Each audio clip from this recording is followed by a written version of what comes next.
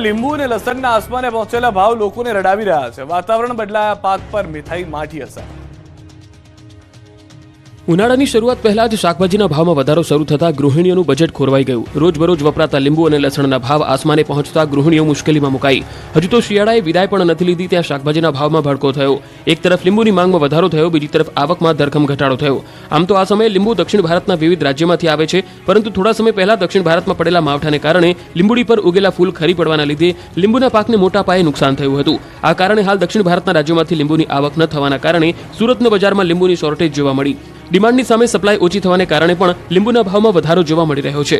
હાલમાં રાજ્યમાં માત્ર મહારાષ્ટ્રથી જ લીંબુની આવક થતી હોવાથી લીંબુના ભાવ આસમાને પહોંચ્યા. માંગ સામે આ વખતે લીંબુની આવક ઓછી હોવાથી હોલસેલ બજારમાં લીંબુના ભાવ 100 થી 150 રૂપિયા સુધી પહોંચી ગયા. આ તરફ લસણના ભાવમાં પણ વધારો થતા ગૃહિણીઓ પણ સમસ્યામાં મુકાઈ છે. વારંવાર બદલાતા વાતાવરણને કારણે લસણના પાક પર વિપરીત અસર થઈ રહી છે. અધૂરામાં પૂરું ખેડૂતોને સંતોષકારક ભાવ નથી મળી રહ્યા. અનેક ખેડૂતોએ લસણનું પાક લેવાનું ટાળ્યું હોવાથી આ વર્ષે લસણની આવક પણ ઓછી નોંધાઈ છે.